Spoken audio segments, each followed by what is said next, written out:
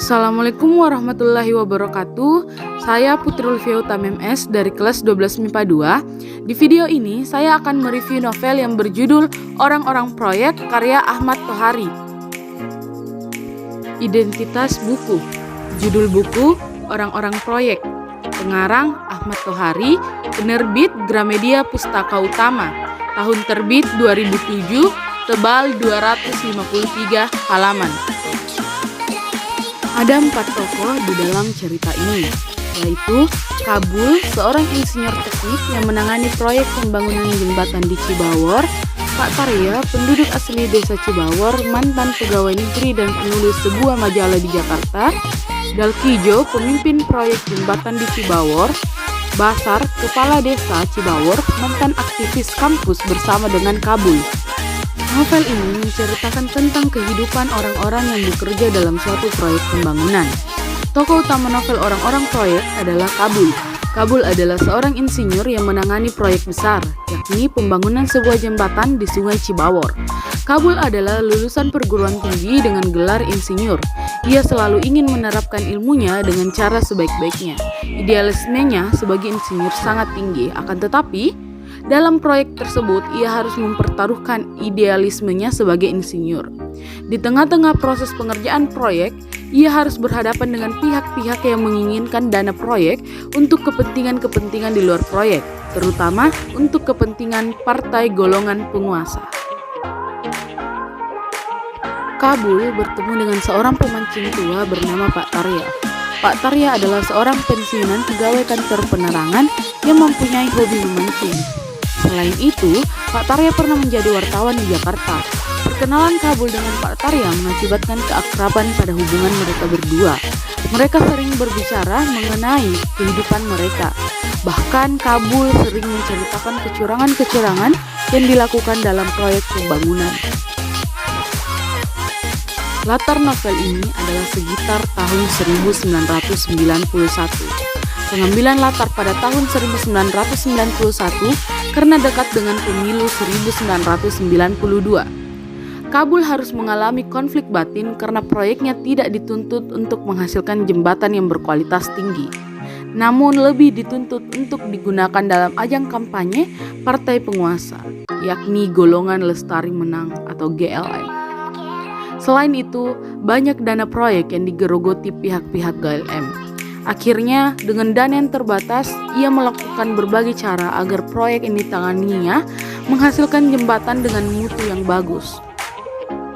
Namun, proyek yang ditangani Kabul tidak hanya mendapat rongrongan dari golongan penguasa, namun juga mendapat hambatan dari para pekerja-pekerja proyek, terutama mandor proyek. Mereka mengkorupsi bahan-bahan material proyek demi mendapatkan keuntungan lebih.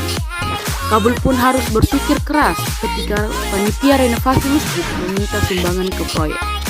Renovasi masjid itu pada intinya ditujukan untuk ajang pamer pada kampanye partai GLM. Basar, sang kepala desa, bahkan tidak bisa berbuat apa-apa karena secara birokratif ia sudah termasuk dalam daftar GLM. Akan tetapi, jiwa idealisme Basar masih ada dan tidak sepenuhnya mendukung GLM. Bahkan ketika pemilu, ia adalah kepala desa yang termasuk dalam golongan putih atau golput. Konflik batin yang dialami Kabul memuncak ketika Dalkijo pimpinannya meminta Kabul untuk menggunakan besi bekas sebagai kerangka lantai jembatan karena dana yang sangat terbatas. Kabul menolak karena jika bahan bekas itu digunakan, jembatan akan cepat rusak bahkan jebol. Akal sehat Kabul memihak pada kejujuran hati dan idealismenya. Ia sudah bertekad untuk mundur dari proyek yang dikerjakannya. Kabul akhirnya keluar dari proyek tersebut dan ia hanya merasa bertanggung jawab atas kerja awalnya. Pengunduran diri Kabul membuat Dalkijo marah dan mengancam Kabul akan dilaporkan ke aparat sebagai orang yang tidak bersih lingkungan. Akan tetapi, tekad Kabul untuk hengkang dari proyek itu sudah bulat. Ia tidak termakan oleh ancaman dari Dalkijo tersebut. Proyek pembangunan jembatan Cibawor tetap berlangsung dengan menggunakan bahan material bekas. Akhirnya jembatan itu selesai. Belum lama jembatan itu selesai dibangun, jembatan tersebut digunakan untuk jalur kampanye GLN. Kendaraan-kendaraan berat yang syarat dengan peserta kampanye akan melewati jembatan yang belum lama selesai dibangun tersebut. Banyak yang mengkhawatirkan, termasuk Kabul, jika jembatan itu akan jebol karena belum sepenuhnya kuat untuk digunakan. Akan tetapi, pada akhirnya jembatan tersebut mampu menahan puluhan kendaraan yang syarat dengan penumpang peserta kampanye. Kabul tidak mau lagi bekerja di proyek milik pemerintah, karena di sana banyak sekali penyimpangan-penyimpangan yang tidak sesuai dengan jiwa idealisnya.